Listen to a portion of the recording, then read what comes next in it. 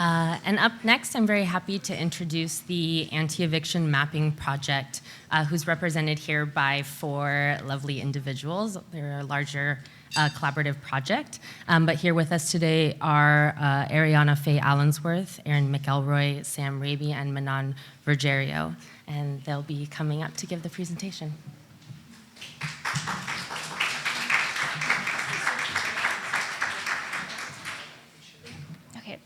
Thanks everybody for being here today.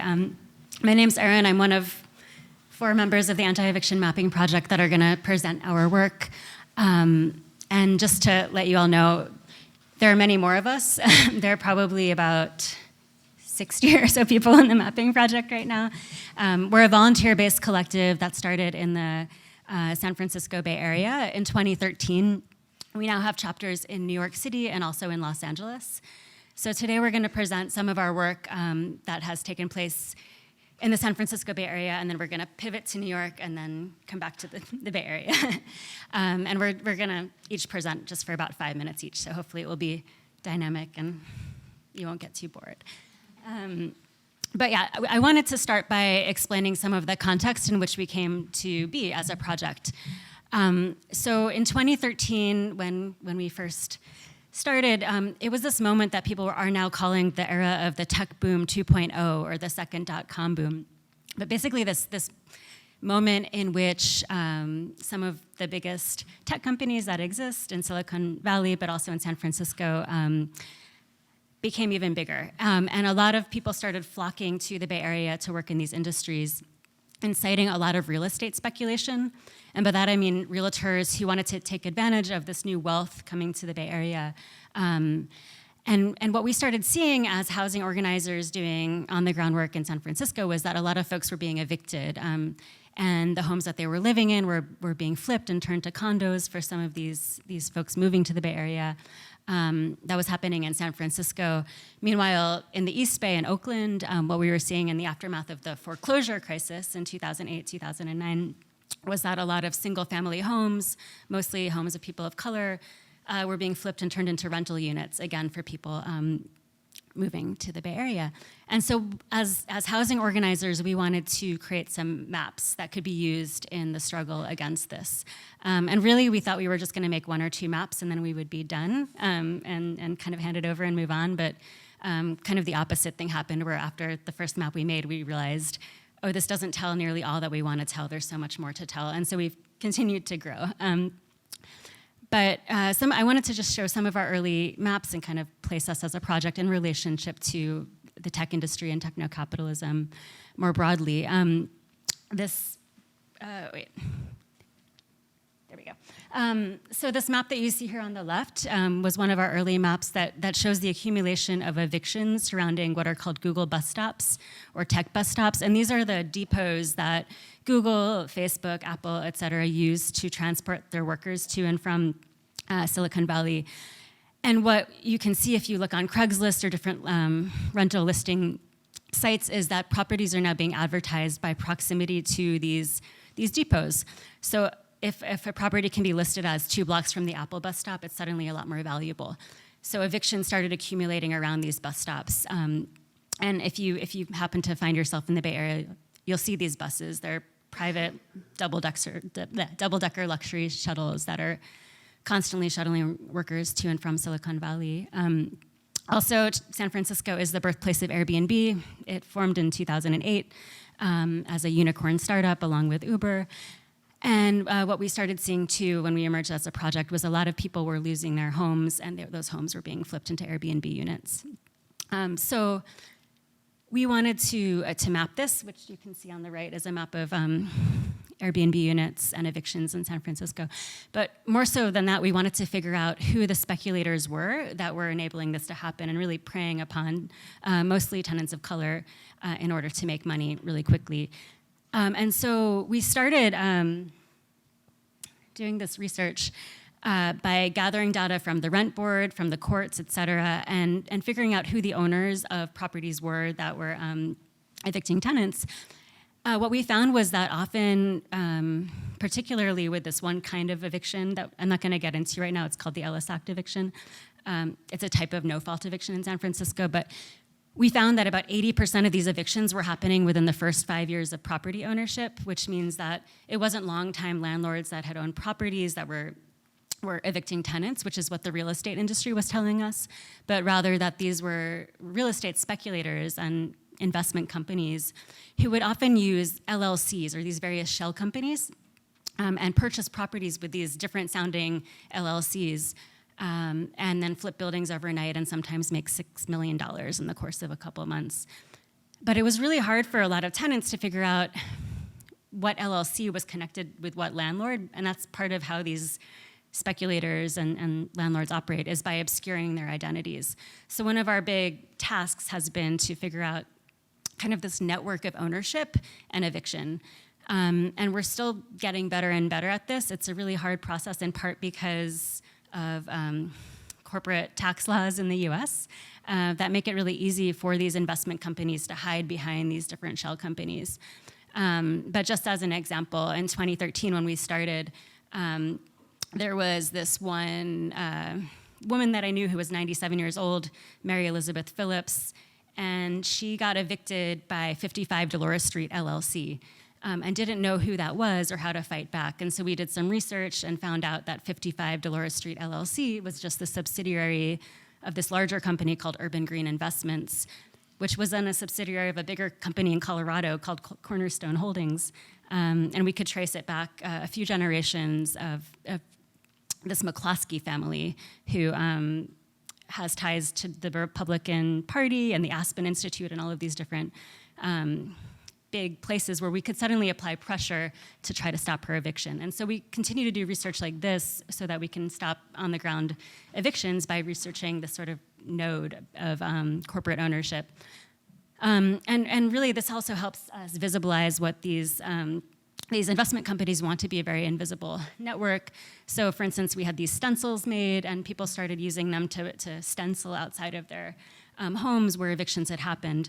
So we've been trying to shift the narrative online, but also offline in different ways. And we're currently working on this new tool called the Evictor Book, which will be out hopefully this year, which automates some of this so that you can look up a property, a landlord, or an LLC and figure out the whole node of eviction and ownership.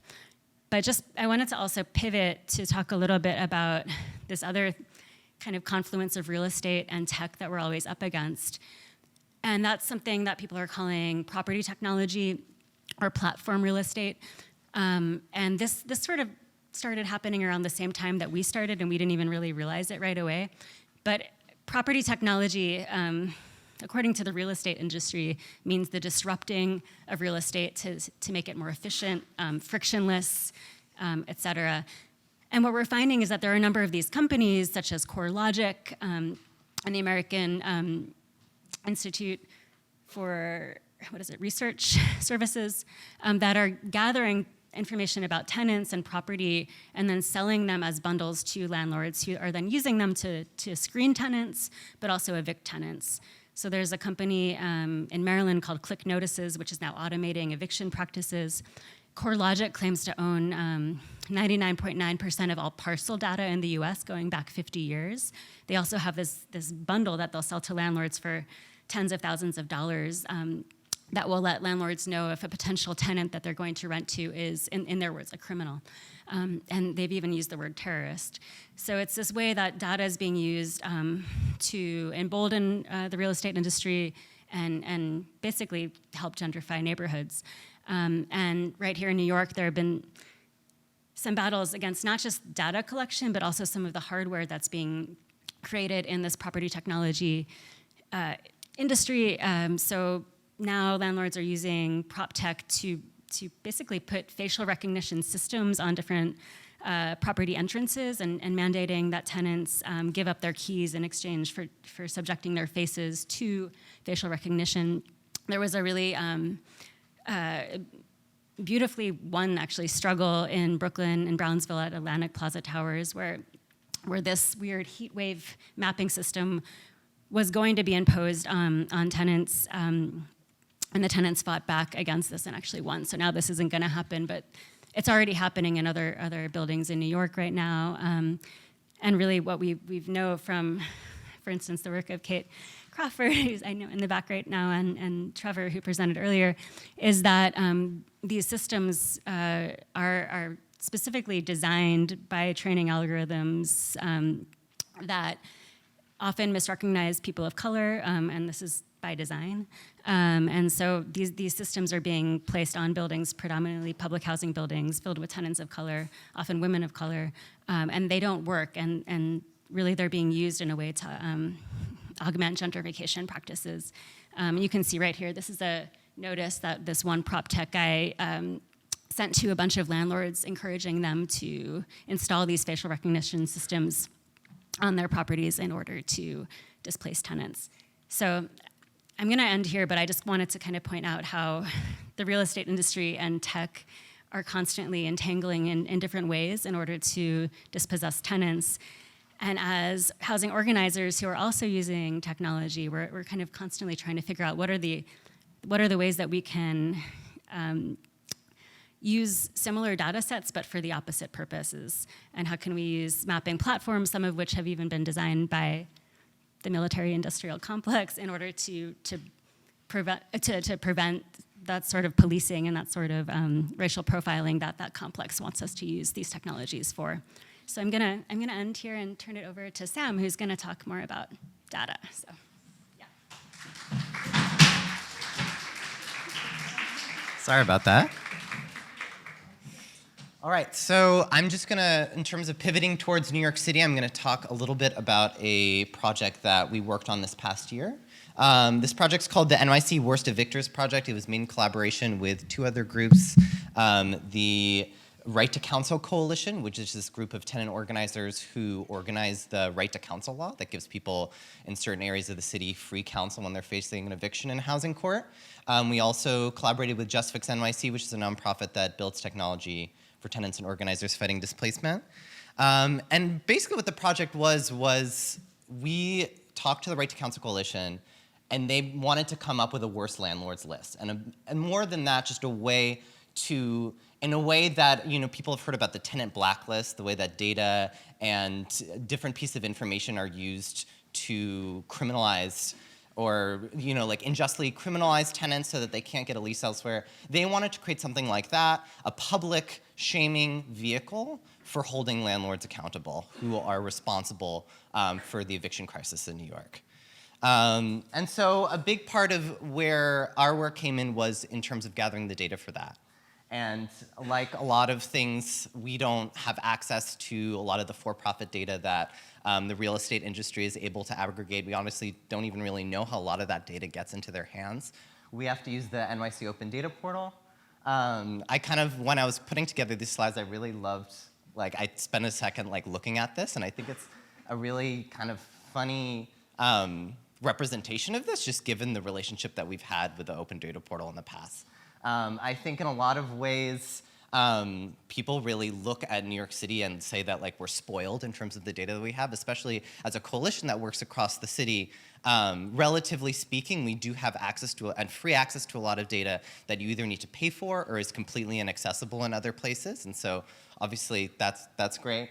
But a lot of times, the data provided on the Open Data Portal will almost seem like it's providing an illusion of access and an illusion of equity. It's pretending to kind of balance the scales, but it's really, when you start trying to do work to hold either the government accountable or other actors accountable, you're always hitting a block. And the block that we saw in terms of evictions data looked kind of like this. And so you can sort of see, if you kind of look at this with the naked eye, this is what the eviction addresses that are provided on the Open Data Portal look like. This is the only kind of spatial reference that we had for this eviction data. And it looks, it doesn't really seem like such an issue. You can kind of probably, if you spent a minute or two, figure out what all of these addresses mean. But when you're looking at something like 40,000 addresses, there's really no way for a machine to read this and for us to do any kind of meaningful data analysis with that. And so, a huge part of the work that we had to do, that was all volunteer run. This was something that we did with this group called the Housing Data Coalition as well, which is this group of volunteers around the city who work with housing data for anti-displacement work, we basically had to spend several months cleaning and deduplicating and geocoding this data so that we could actually link it to actual buildings in space and therefore link it to landlords. And that was not something, and a funny anecdote about this is that this is actually, providing data like this is actually in violation of the law. There's this thing called Local Law 108, which requires any data published on open data to include this very specific set of like really great columns for like linking with other spatial data. And a group of folks from the Housing Data Coalition, we reached out, and the response, I think the actual language they used was there's merit to your point, but they said something along the lines like, it'll take us a very long, indeterminate amount of time to get that. Do you want us to take it off while we do that? And we're like, please, God, okay. So that's just the kind of relationship that we sometimes face when trying to deal with open data folks. But after we geocoded the data, we were actually able to put together a bunch of tools for tenant organizers to use along with their work that they were doing on the ground. And we created the Worst Evictors project. Oops.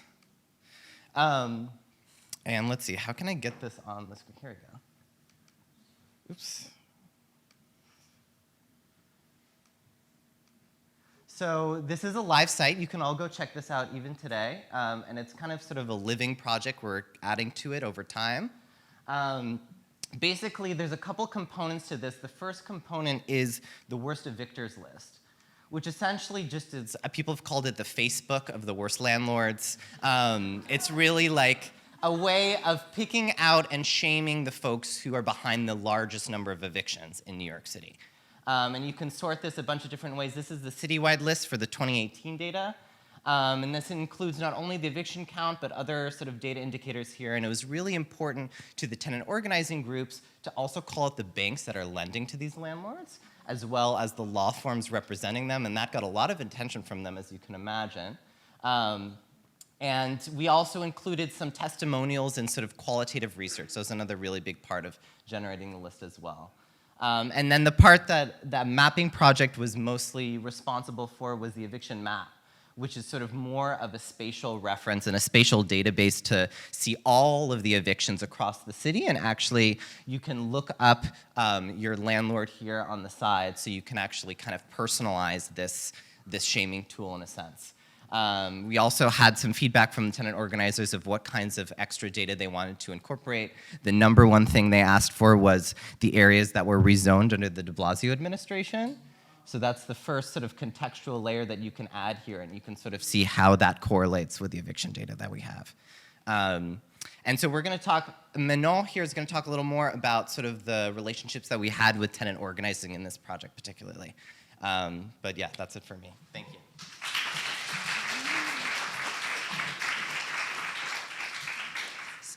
Thank you, Sam, for talking about this project. So I'm going to delve a little deeper into what the collaboration with the Right to Counsel Coalition looked like. So really from the get-go, we prioritized relationship building with Right to Counsel. We really wanted to start from a place of listening, of asking questions. How might mapping evictions support ongoing organizing efforts and active campaigns? And especially today, where it's so easy to kind of download some geospatial data, plot it on a map, and put it out in the world, we really wanted to think not about product, but about the process. And for us, maps aren't some finite artifact, but really a way to co-produce knowledge in solidarity with tenants and organizers to support housing justice movements. So as Sam mentioned, when we talked to the Right to Counsel Coalition, we found out that one of their big goals was to shift the narrative and really shift the blame from individual tenants being told you're getting evicted because you're a bad tenant and you fell behind on rent, to shifting the attention to the perpetrators and the worst evictors who are doing the evicting as a business mechanism. So the map was a really good way to support some of these organizing goals because it helped us not only identify worst evictors and patterns and perpetrators, but also to start visualizing what are some of the hotspots of evictions in the city, where are the neighborhoods where these battlegrounds that are really becoming battlegrounds for the future of New York City. And when you look at this map, I think one of the very obvious areas is the Bronx. It really can be seen kind of as this new frontier of what David Harvey calls accumulation by dispossession. So really a place where landlords, capital, and land is being used to evict working class tenants and make as much money as possible. So We're also trying to be really conscious as people who make these maps to hold ourselves accountable to what these kinds of representations produce and create. It's very overwhelming to see 18,000 evictions mapped onto one place. It can be very despairing. It can make people feel like this is a city full of trauma and violence. So we also wanted to think about how do we not perpetuate these representations, these ways of showing certain communities as dead or broken or devoid of any assets and resources. And one of the really great benefits of collaborating with Right to Counsel was that this map isn't just about loss, but it's really a call to organize.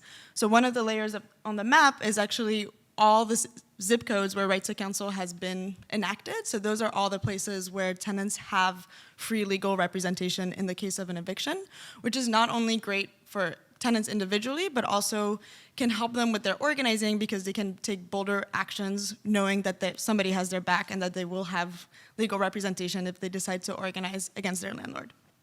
And then one final benefit of collaborating with tenants and organizers was that we could triangulate the data we were getting from the city, from the Department of Investigation, with experiential knowledge that tenant organizers have just from living this out on the ground and being able to share stories and information about who these worst evictors are. So the last part I wanted to talk about a little bit is how our process, we think about it not only in terms of how we produce maps, but also how we release them and in what context they're going to be viewed and what kinds of afterlives all our maps can have. So for this project specifically, it was really important to us that the map was released not on its own, but in conjunction with a week of direct actions with the Right to Counsel Coalition. So a bunch of the members of the Anti-Eviction Mapping Project got to go to a lot of these direct actions. We helped deliver hundreds of eviction notices to the corporate offices of some of these worst landlords. And for us, this is an important way to take our data from the web and into the streets. We don't want to be just technicians behind the scenes, but we really want to be part of that more embodied collective process of accountability and resistance. So finally, I wanted to talk about one other afterlife of this map, and I'm trying to find a way to get back to the presentation. Yay. And these are the beautiful tenants who are part of Right to Counsel. And this was a picture taken during the week of action we did with the Right to Counsel folks. And then in October, Right to Counsel organized this People's Tribunal on Evictions, so really taking all this data and being like, allowing tenants, giving them the space to put their landlords on trial, and they shared, it was like a multi-hour event. Tenants shared stories, testimonies of what had happened to them over the course of the last years. And in going to this event, we started thinking about how can we start to incorporate some of these stories into our work and not just limit ourselves to data, and how can we make it more personal and narrative-based. So I'm gonna turn it over to Ariana to talk about our more narrative work.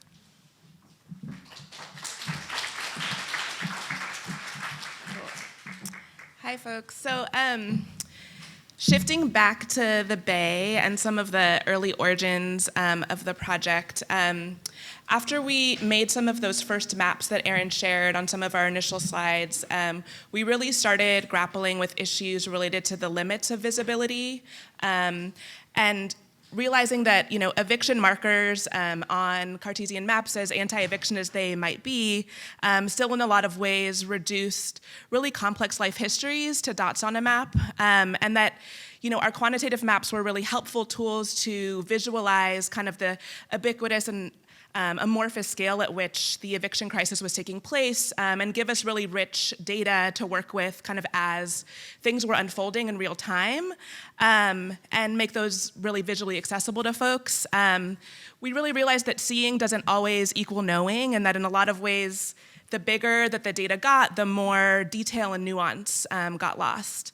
And so in 2014, which was like about a year into the project's existence, we released the Narratives of Displacement and Resistance Oral History Map, which geolocated oral history interviews in tandem with relevant qualitative data about evictions. And so this really allowed us to bring fullness to the realities of the eviction crisis and give voice to the dots on the map. So the red dots on the image on the left are visuals of no-fault evictions. So those are a type of eviction where an eviction is filed due to no lease violation on behalf of the tenant. So it was a practice in which the Ellis Act and other types of laws allowed landlords to evict many rent-controlled and rent-stabilized tenants. And then the blue dots link to long and short-form oral history clips with folks about stories of resistance and eviction and displacement and dislocation.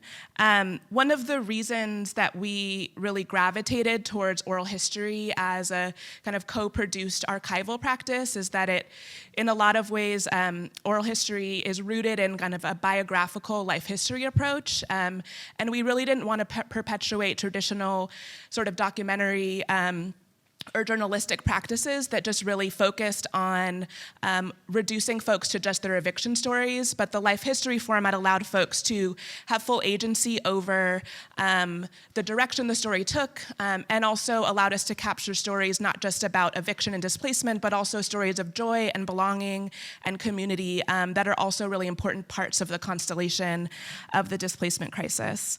And also after we collected about 30 oral histories in 2014, we partnered with the Clarion Alley Mural Project, which is in San Francisco's Mission District, which is really ground zero to many no-fault eviction practices, and created a visual representation of the map on the wall, pictured on the right here. And the map not only visualizes the oral history map and the Ellis Act eviction map, but also includes portraits of several of the folks that are featured on the map, and includes a call the wall function where passersby can call a phone number and listen to the oral histories that were recorded about folks. One of the portraits featured on the wall that I want to highlight is a portrait of Alex Nieto, who was murdered by the San Francisco police in 2014 after a white newcomer to the neighborhood called the police on him for looking suspicious while he was enjoying a burrito in Bernal Heights, and the police mistook his taser. He was a security guard, mistook his taser gun for a weapon and killed him on the scene. And so the oral history that is with his family, his parents, and also was an opportunity for us to really lift up the work of the Justice for Alex Nieto Coalition and also contribute to a political analysis that really connected gentrification to racialized surveillance practices, which is a really core connection that we try to make through our project. And I also want to highlight one more recent project called Black Exodus, which was also a recent opportunity for us to kind of think through ways to move beyond just quantitative maps, but think about other storytelling strategies. And the impetus for this project was really to think through ways that we could really invoke and acknowledge some of the lineage of our work in anti-gentrification causes and movements. We didn't want to dehistoricize the tech boom or suggest that these issues of dispossession only trace back to the early 1990s during the first dot-com boom, but really recognize their connection to a longer arch of displacement and dispossession that date back to settler colonialism and other struggles to specifically, in this case, uproot Black San Franciscans. So the project is a multimedia zine and public workshop series that explores the past, present, and possible futures of San Francisco, of Black San Francisco specifically. And the project was done in deep collaboration with Black artists, cultural producers, and longtime residents to really use art-based strategies to discuss and explore the history of Black San Francisco. The image on the right is by Mark Harris, who's a San Francisco-based Black artist and member of the 3.9 Collective, who was one of the many artists that we worked really closely with in producing the project. One thing I really love about this piece is that it really embodies a lot of the intentions of the project and materializes our efforts to really weave the past and the present together. So Mark uses redlining maps that were used to segregate Black San Franciscans, as well as images from the San Francisco Redevelopment Agency, which were used to uproot Black residents from the Fillmore District, which is a historically Black neighborhood in San Francisco. The 3.9 Collective was founded in 2010, and they take their name from a census projection that the Black population in San Francisco was going to be 3.9%.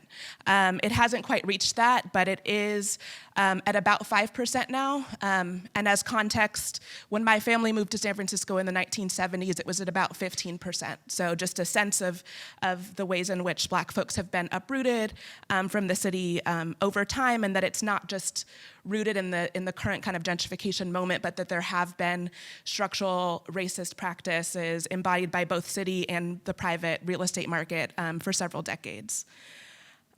So with that, I hope that provides kind of a snapshot of some of the many ways our work exists. I encourage you all to stay connected and check out some of the maps that we have on our website, and we'll also, staying around after if folks want to be in dialogue with us about our work. Thank you.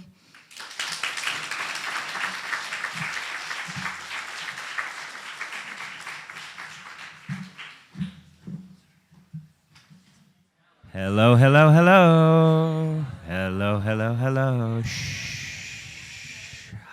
Whisper quiet. Okay.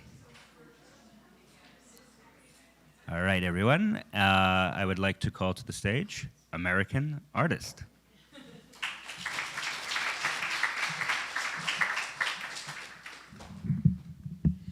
Hey, everyone. So today I'm reading a piece. It's called Black Gooey Universe, and this is something I worked on a couple years ago that then went to inform a body of work, sculptural work, and some photographs that I did. Yeah.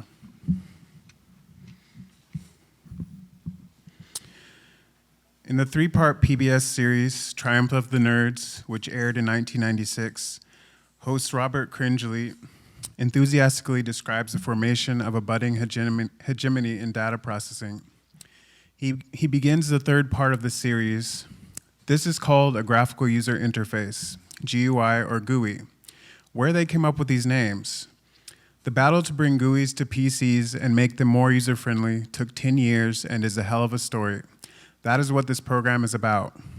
It's also about how Bill Gates ended up master of the GUI universe and a gazillionaire. I never said it was a fairy story.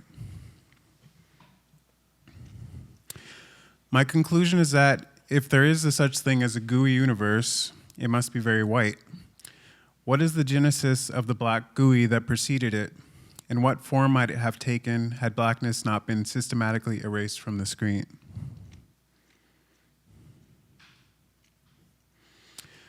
To consider this alternate genesis, we have to begin at Silicon Valley, the area of California south of the Bay Area, which houses leading technological producers and research facilities. A practice started in the 1940s. At that time, there were various entrepreneurs deployed out of Stanford University and mentored by the School of Engineering, who facilitated tech industry entrepreneurship efforts by recent Stanford graduates. For example, Hewlett and Packard, students of the dean, began their electrical test equipment business in this garage in Palo Alto in 1938. Many of the early entrepreneurial efforts in the Valley were made possible through the receipt of funding from the National Defense Department of the federal government after World War II. In 1946, Stanford Research Institute, also known as SRI, created Silicon Valley Creativity by making a space for engineers free of economic pressures they would face in a standard corporate context. This was a space for straight cis white men in business ties to sit on beanbag chairs and embrace consequential ideas without fear of retribution. This model has been repeated since at Xerox Palo Alto Research Center, aka Xerox PARC, Apple, IDEO, Google, and Facebook, among others.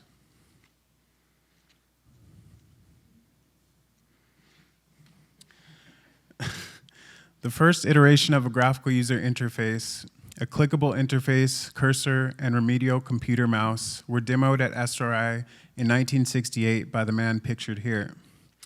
This demo, known as the mother of all demos, served as a sign for what was to come in high-tech innovation. This demo was the first example of these interfacing tools being used, as well as broadcasting the demo through Ethernet to other locations. In fact, before this demo, demos weren't really a thing.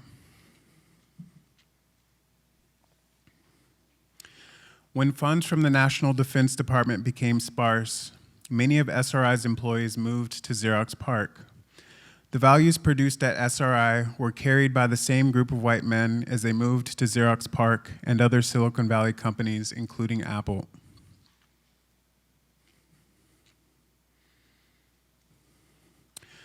Xerox, which we know is a paper company primarily, poured a lot of money into their Palo Alto Research Center because they wanted to be the first to create a successor to the paper and pen office space.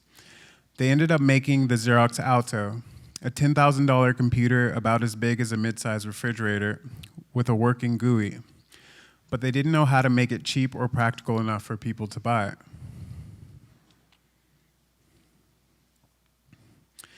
Apple's CEO of 1979, whose name was scribbled on the wall earlier, offered shares of Apple stock to Xerox in trade for their most valuable inventions, the GUI, mouse, and Ethernet. Apple then popularized these features with the release of the Apple Lisa. Lisa was the first commercial personal computer to include a GUI. Before this, computer monitors appeared black, like the last image, where lines of code were input in green or white characters.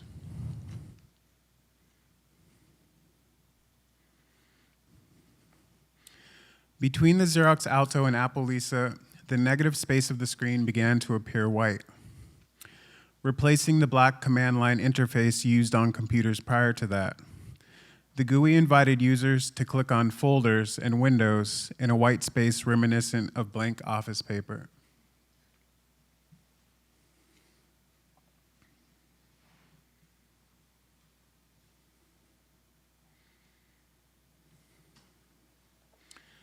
Users of computer technology now encompass a general populace rather than only colleagues of engineers and white male nerds, but the industry is still very white. Over the last few decades, as the internet, computers, and smartphones have become ubiquitous, developers have had an embarrassing response to the democratized and diverse needs of users. Attempts to remedy oversights within software are rare and misguided, reinforcing stereotypes across race, gender, and class lines.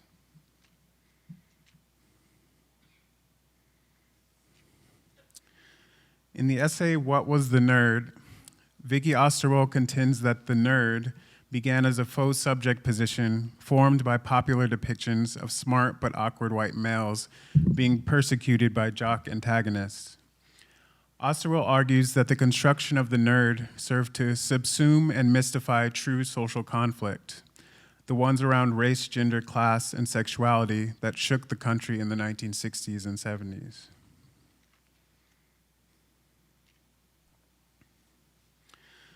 True social conflict, one might say, is that staunch residue of America's unacknowledged and unsuccessful genocides. Those of indigenous populations of the Americas, the shape-shifting enslavement of African-descended peoples, and imperialism towards other nations that jeopardizes access to borders and determines proximity to the conditional charm of white American nationality. It is apparent that some of the nerds that established Silicon Valley as white would, in a different time and place, claim non-Anglo-American ancestry. But the precarity of whiteness requires a doubling down of social performance in order to eliminate the possibility of a heterogeneous identity. The construction of racial identity in the case of whiteness is a volatile exercise in which different phenotypes are construed as white when it is convenient politically, to the offsetting of a blame reserved for the nation's first colonizers. A shifting proximity towards whiteness that has been experienced at one time or another by nearly all groups in the nation aside from Black Americans. Of what Andrea Smith names the three pillars of white supremacy, racial slavery is that which generated Blackness as a site of permanent labor extraction, gratuitous physical violence, and political impotence. Tenets unique to Blackness, which provide the material and ideological basis for the United States. Unsurprisingly, Silicon Valley advances these tenets through its products and processes.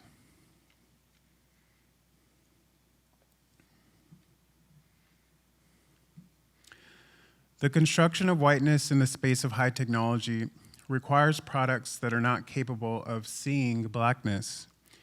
It requires gatherings of people, collections of written material, whether public or private, that produce echo chambers in which only whiteness is heard. And lastly, the creation of public-facing devices and platforms where the color white is posited as neutral or practical.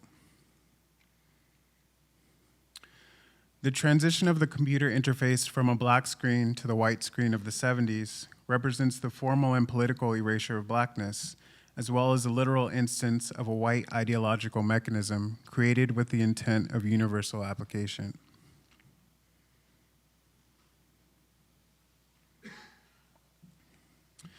The ideological assertion of whiteness as neutral requires the devices upon which whiteness is inscribed to be hidden from view, or rather cognitively imperceptible. For your phone or computer, which is constantly in front of your face, this requires a complex process of obfuscation and naturalization of the device and its physical processes.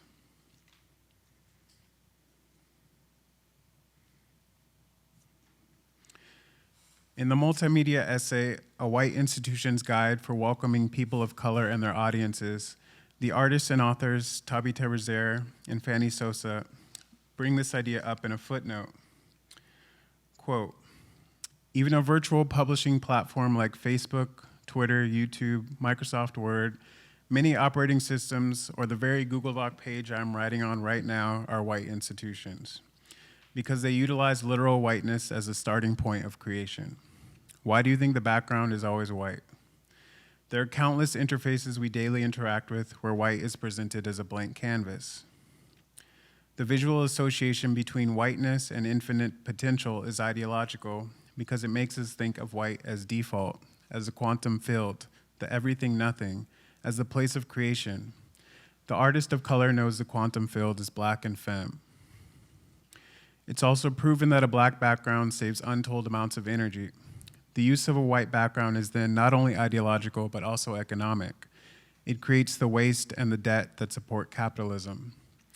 Petition for a black background as the beginning point for creativity, end quote.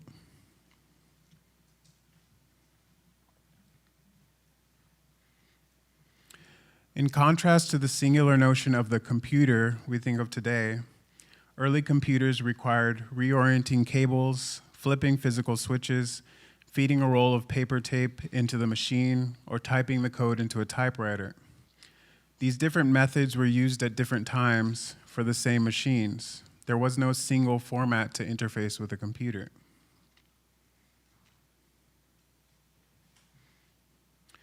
The first computer with a screen was the PDP-1, created in 1959. At that stage, the monitor was still one of many methods of interfacing, and not the most important or effective. The screen being the primary way to interact with the computer wasn't enforced until the development of the GUI in the 70s and was designed for users that were not developers. It was only at that stage that a distinction and implicit hierarchy between developers and users began.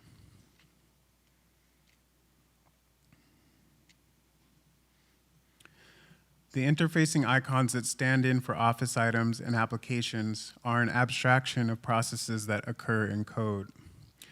The fetishization of these processes through visual reference makes it compelling for users and gives them an illusion of mastery over the software.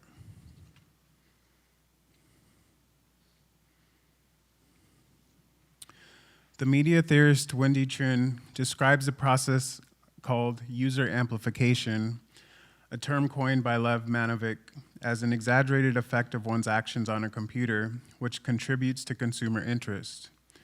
Similar to pushing the same few buttons to play a video game or a single swipe in phone games, each click or drag on a computer screen leads to a whole set of actions, animations, and sounds that are tactile and gratifying.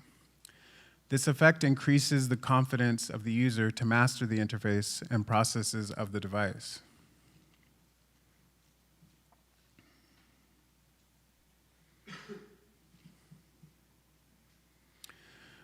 The GUI was a consolidation of all interfacing methods into a single screen, keyboard, and mouse. The abstract screen display reduces complicated data into icons with human-readable names. This is called a what you see is what you get interface. It has skeuomorphs of Xerox office items such as folders, documents, a trash bin, etc. In smartphones, which are the computers we interact with most often, this interface is further reduced. The actions formerly depicted by a mouse and cursor are produced through touches directly on screen. Without this visual iconography, our actions become invisible to us.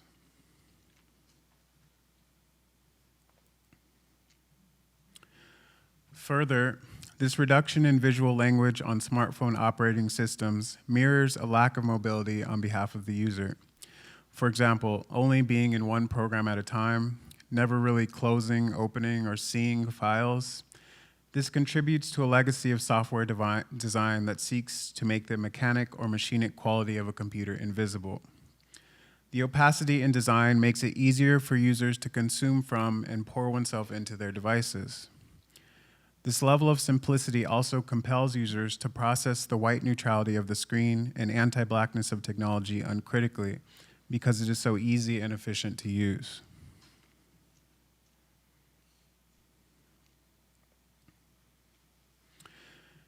In the essay on software or the persistence of visual knowledge, Wendy Chun argues that the illusion of the interface is its association with transparency. It's actually the contrary. The screen never represents something that exists elsewhere. Everything rendered on screen exists there for the first time. Whether a reference exists prior to its representation on screen is arbitrary. This is an image of a realistic hologram of Tupac produced for Coachella in 2012. Festival goers paid to see a performance which never existed and was generated just for Coachella. For Chun, software is a functional analogy to ideology. In one sense, software is the superstructure and hardware and its users are the base. Software is something we cannot see, that we merely affect, but that we are affected by, and ultimately our actions are informed by how it functions. In a more cutting sense, the way the functions of software are obfuscated from users mimics the way that processes that inform society are obfuscated from its members. The way obfuscation performs in software fundamentally requires processes to be hidden, even from developers. For a developer, many pieces of software are already packaged, contained, and provided as ready-mades, upon which higher-level coding languages are built. This insulation is necessary so that other pieces of software cannot be broken and to make it easier to divide the labor of development between different people. Chun also compares the fetishism of the visual on screen to Marx's fetishism of the commodity. By placing utmost importance on the visual contents of the screen, users remain unaware of the complete structure of the mechanic device that is fundamental to their daily actions.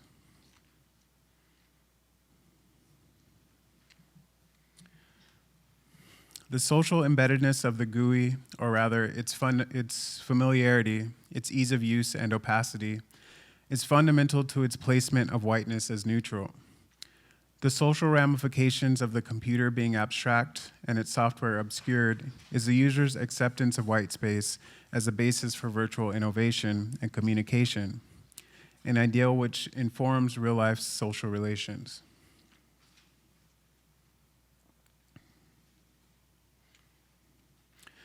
But I want to propose blackness as counterpuntal and primordial to the whiteness of the screen. But first I have to consider what is black.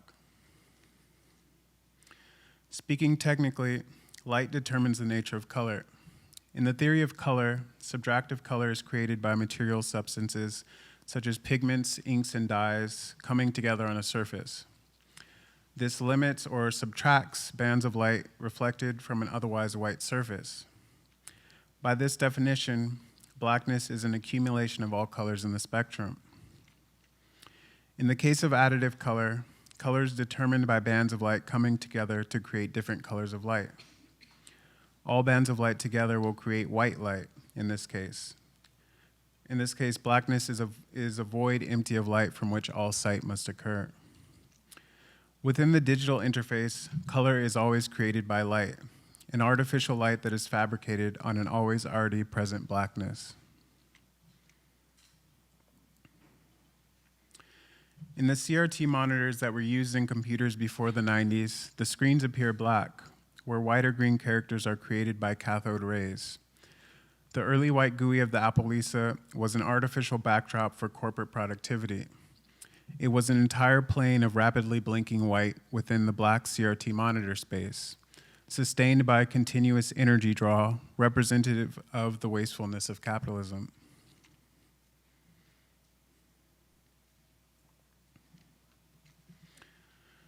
In All Black Everything, Jared Sexton says, "Black then begins and ends as a paradox or a problem of definition. It may even be the paradox or problem of definition itself, which is to say the paradox or problem of beginning and ending, being and nothingness." As Sexton points out in a later interview, his argument is not that blackness is everything and so nothing, unless we want to first revise what is meant by nothing and nothingness, but rather that everything is always and already black, all black, inescapably black, despite its best attempts at distancing.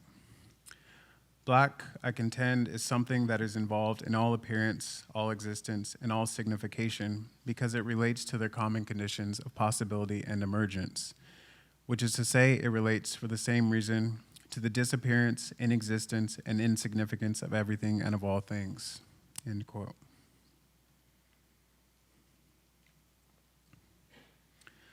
The command line interface and programming languages that predated the GUI were complex and required a proprietary knowledge of computer science. The development of GUI was a project to create an accessible computer, lessening the burden of knowledge required to complete a task. But this also created the user as we know it by creating a user-programmer dichotomy. The desire for a black screen is that of removing the dichotomy in favor of an interface without subjection, without users and or programmers alike. It is from a black interface, an interface absent of this dichotomy, that contemporary computer faces developed. It is in blackness that the development of GUI from Alto to Lisa, the smartphone and beyond is indebted.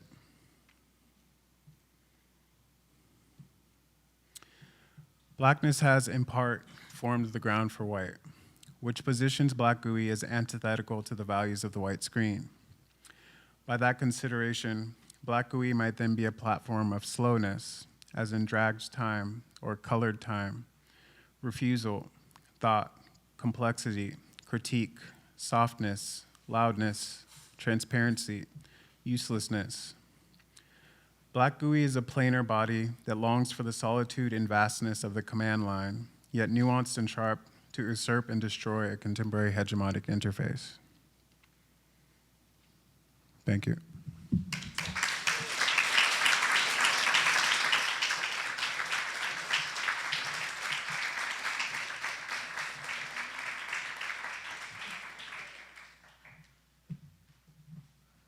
Hello. I promise you're almost done with me. We're going to set up for the final performance, which I would appreciate if you stayed around for. I'm sure you'll enjoy it quite a bit. But as I said, to keep on schedule, because people have to get home and things like that, we're going to cut that plenary session and just open it up kind of free form for any burning questions or anything like that that anyone might have. So if you do, just make yourself known and we'll pass the mic.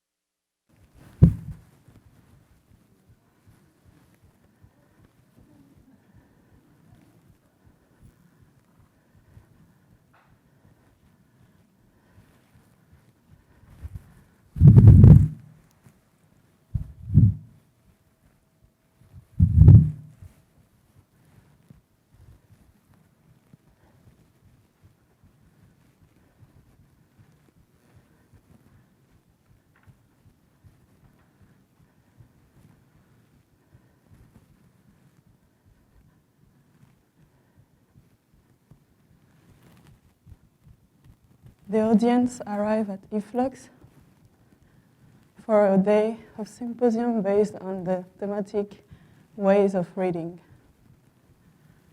All day long, they can see a mascot appears from time to time behind doors, in the elevator, in the staircase. Sometimes more dynamic than others, she's trying to find a place where she feels good. At 6 p.m., for official passage time, the mascot will join the stage. The scenography still need to be defined. The audience will sit in the room and look into the direction of the portrait of the staircase, which is green and transparent. The mascot represents the staircase located in Aarau, a city in Switzerland.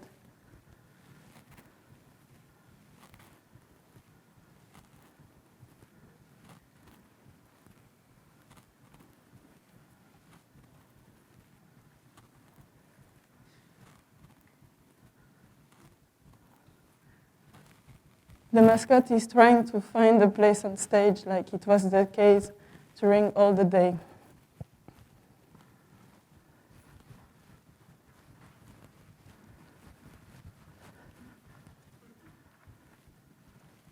I just wanted to know before starting, is it okay if I'm here? Or you prefer here? Or more here? Here? Can I stay here?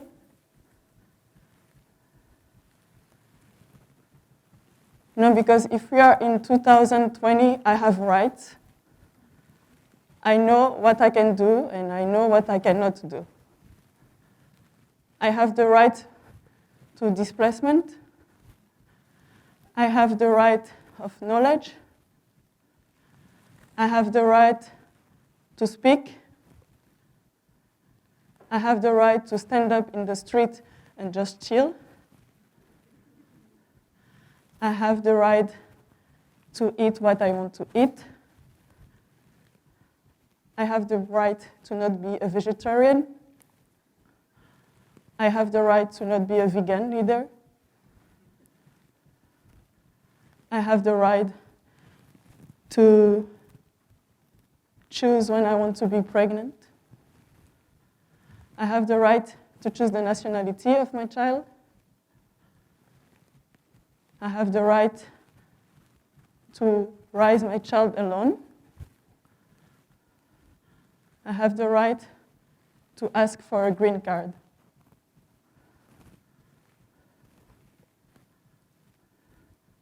She continues the list of the rights that she has.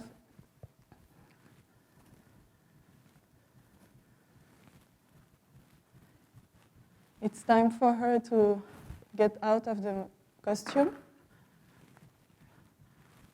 A slow and difficult exit. She's breathless and maybe smelly. She takes out the head of the mascot, and the audience discovers that she has a mouth and that she's able to speak. She slowly starts to talk.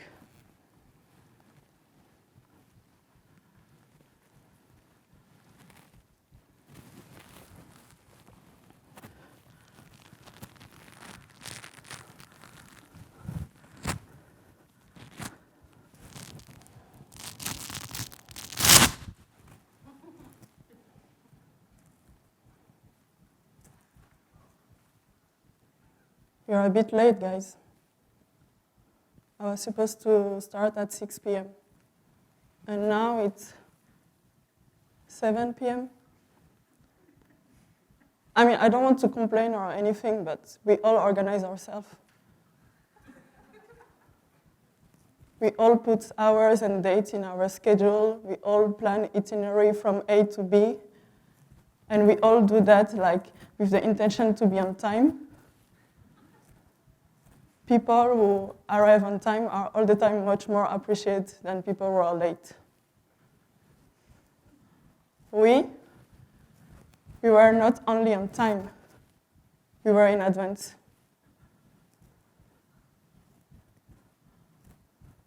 For example, now, it's time for me to change my baby.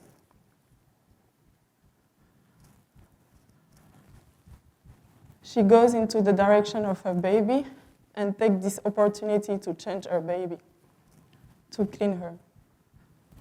Some people in the audience are a bit disgusted by the poop. They forgot that it's something natural.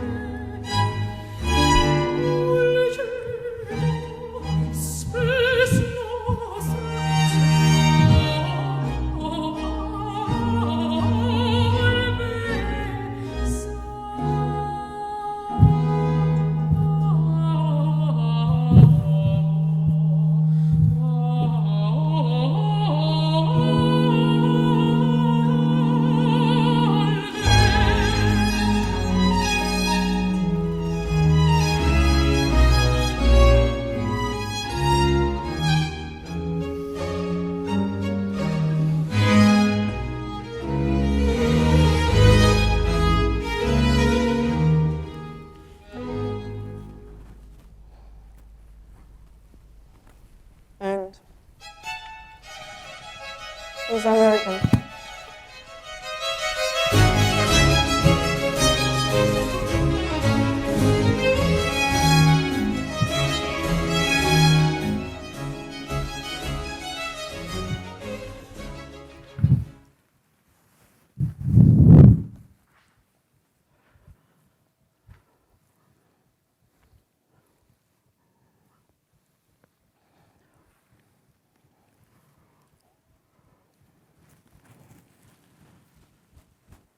She now positions herself close to the audience. She wants to talk more about the staircase. She wants to explain the idea and the concept of the staircase. So she explained the year of construction and the collaboration between the artist Raby and the two architects, Herzog and de Meuron. She tells about their desire to make a path so that people can enter from the top, which is a park, and slowly walk into the staircase and comes into the museum. If art and daily life was just like a small limit, and everybody can get in.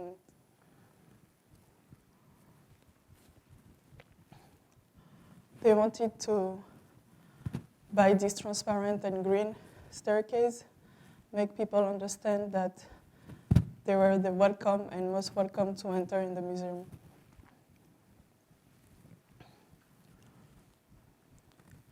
At the beginning, the staircase wasn't welcomed at all.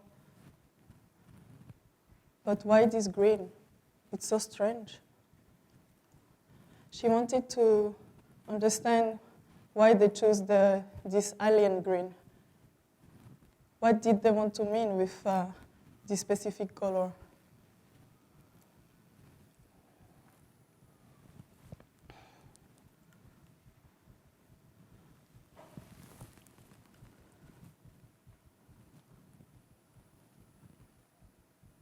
It's funny because we are used to not look at each other, but these stairs want to say to us, like, it doesn't matter if you don't want to enter in the museum. We see you. Ich sehe das Bild. Je vois ton image. I see you. We know that you exist. Just come and enter. But it's funny because actually here I don't see anything. They choose to close the windows.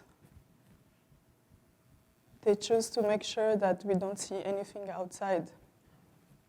We are used to walk every day like blind horses and ignore the disaster happening outside. Raby was saying, you're part of the painting, and the painting is part of you. And this is exactly what happened with this staircase. We cannot ignore people who pass through. We have to see them. We have to be conscious that they are there. This is actually what interests me the most. How things are made. And why are they standing there? How this massive object got the authorization to stand there and never move anymore? Who are the ones fighting every day to make projects like this exist? Who validated the Empire State Building? Because finally, it's not so pretty.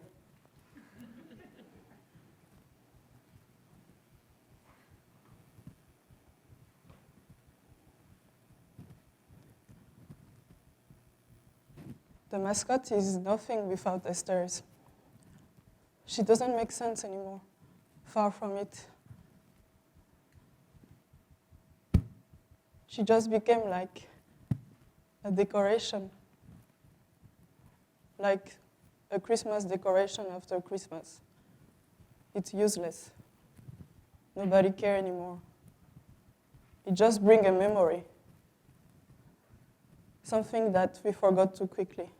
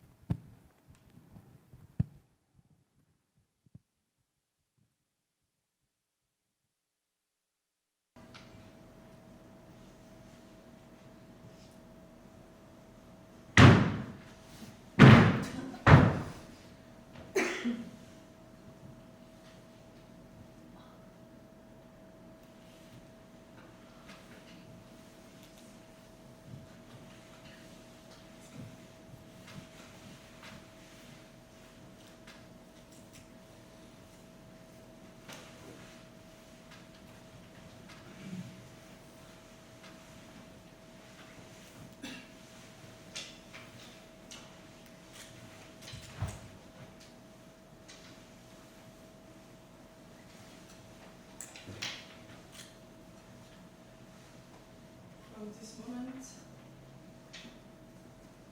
she's gonna take a chair and make the mascot sit.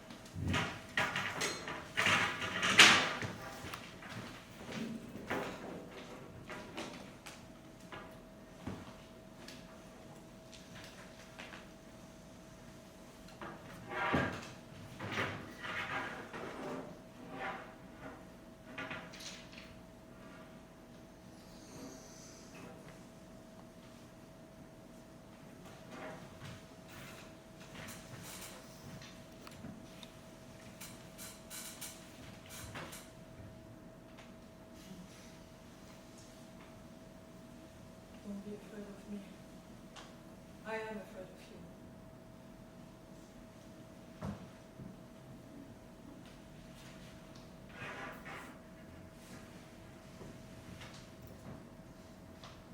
Sometimes when I find myself in the middle of massive group of people, it can be scary. The fear that suddenly they will turn back on us. They pretend that they are discreet, but they are not.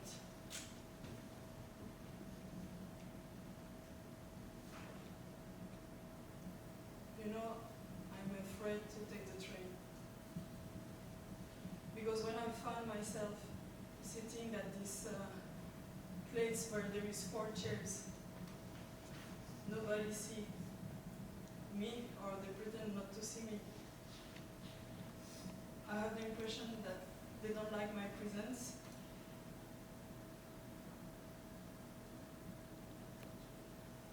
I have the impression that they want to stay between themselves. When I sit there, I have the impression that I'm 4.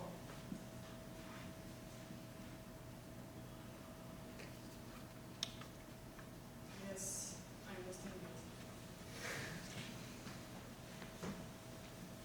You know, when people ask me, like, what is really integration, I like to explain that integration is a bit like, you know, enter in the water for the first time in summer. You know, at first time the water is really cold. And you put your feet in it and you just react like, what the fuck, it's too cold. Who had the ideas to come here? I cannot come. But everybody is already in the water.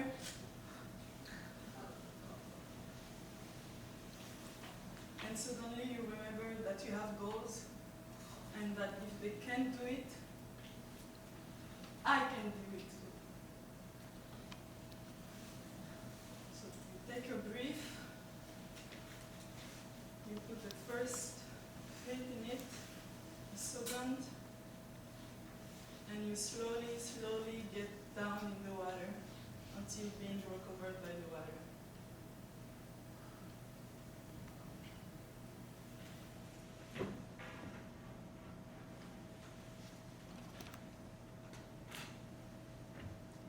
You know, integration is a bit like enter for the first time in the water during the summer. At the beginning, the water is really cold, and you're asking yourself, why are we here? Who had this idea to come here? I'm not ready, it's too cold, I cannot do it.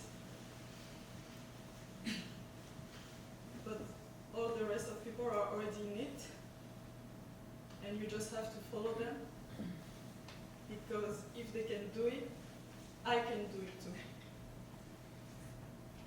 And slowly you get in, and you start to swim, and you too, you are part of the water.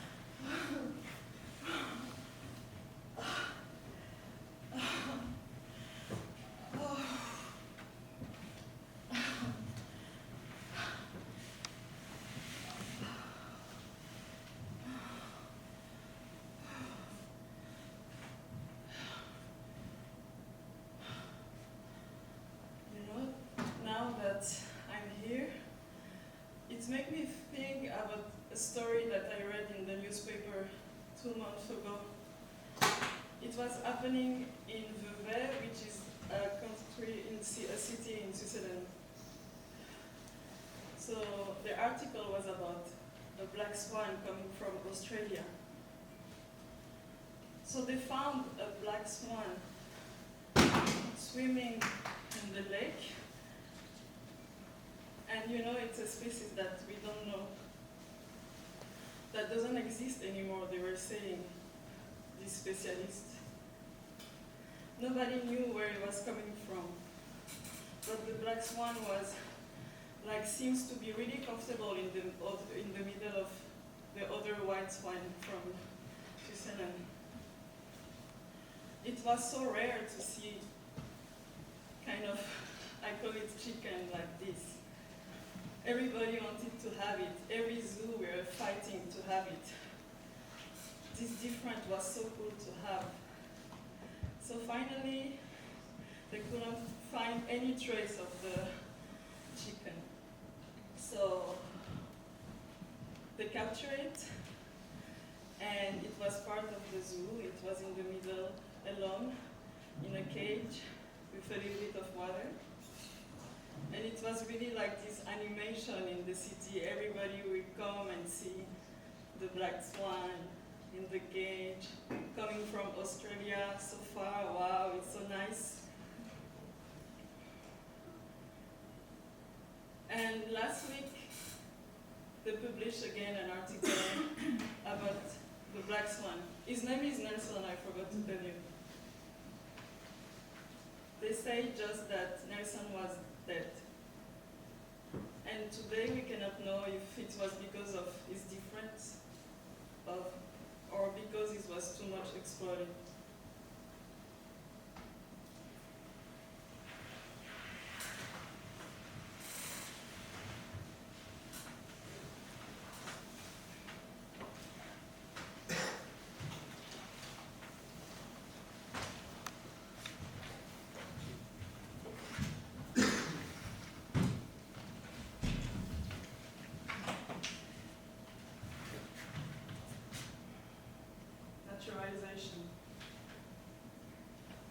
is the idea to bring something natural, to bring it back to the base. Or, at the opposite, to unnatural, natural here. It's a bit like making straight a curly hair, or make someone who writes with the left hand, you make it write with the right hand, or someone who have yellow teeth, you make it white. You understand? And I was wondering, and from this moment she will address to the audience by saying we to refer to her and the mascot. We were wondering, why are we doing all this? No, but seriously.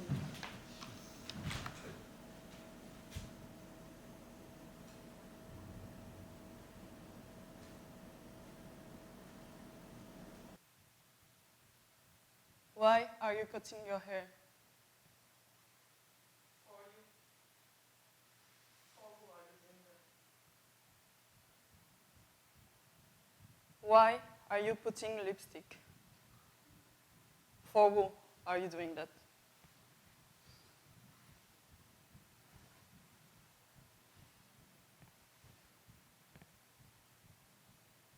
For who are we doing this and that? Is there somebody else that watch us except God?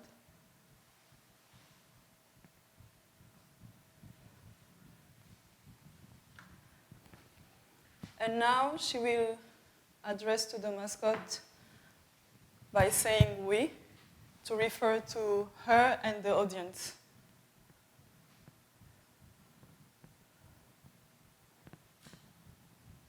We were wondering, after all this effort, is there somebody who is waiting for her? Is there somebody who is waiting for him? Is there somebody who is waiting for us at the end to say that we have succeeded the test? Which test? You know, like Edouard Glissant was saying, he was suggesting to us to live and leave the opacity of the other. He said that we should stop to think that everything should be transparent. I think the freedom is to leave people make their own choice and respect it. I respect you. But for example, me, I don't like chocolate. I'm Swiss, but I don't like chocolate. Can I explain why? If you like chocolate, could you force me to like it? Thanks.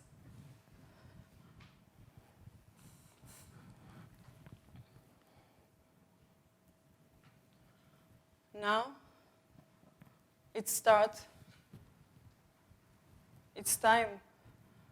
to forget about everything she has learned. She wants to lose herself.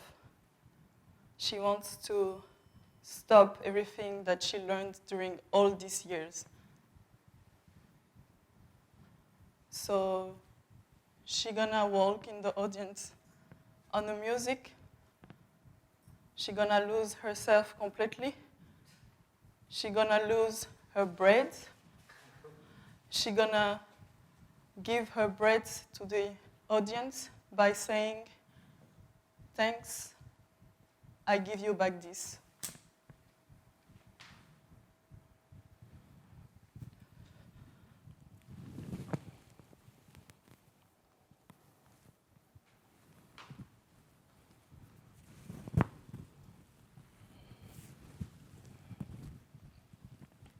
Can I have the music, please? I'm gonna lose myself.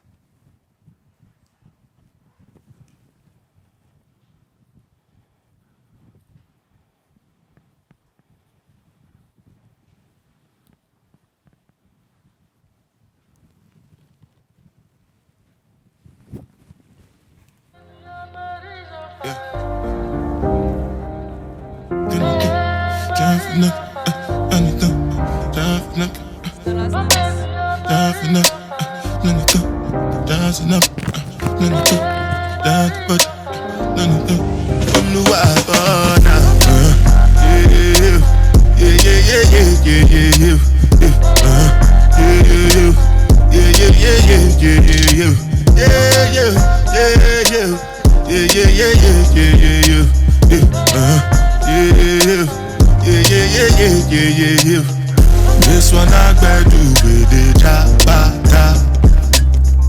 Me, I no get time, I did da ba da. Dada cover my face, calling me la ba da. Biggie man, we know they wear a ba da. Tell me, my nigga, what's it gon' G-Wagon, all depend. The girl them, ride the whip. I no fit, die for nothing. My nigga, what's it gon' be? G-Wagon, all depend. The girl them, ride the whip. I no fit, die for nothing. Make you no say anything when you do, they must commend it. I can't come and keep myself. So anything when I do, I they try to do on my way. I can't come and keep myself. Plenty so far we face. Just to make sure money day. But my people then go say I know one buy, I know one die, I know one payment. I want enjoy, I want job life, I want buy motor, I want build house, I still want to know. Tell me, my nigga, what's it gon' G-Wagon, all the Bentley, the girl them, ride the whip, I no fit, die for nothing. My nigga, what's it gon' be? G-Wagon, all the Bentley, the girl them, ride the whip, I no fit. Different things them happening, schemes and packaging. In a one night 4 shows, I'm juggling. Flow like the ocean, my boat I'm paddling. Shara Pella, that's my bro, my family. Frozen dreams. When it comes to money, I they concentrate. Make I tell you straight, you are not my mate. If you become mission, I'll be head of state. But my people then go say, I know one buy, I know one die, I know one payment. I want enjoy, I want job life, I want buy motor, I want build house, I still want to know. Tell me, my nigga, what's it gon' be? G-Wagon, all the Bentley, the girl them, ride the whip, I no fit, die for nothing. My nigga, what's it gon' be? G-Wagon, all the Bentley, the girl them, ride the whip, I no fit,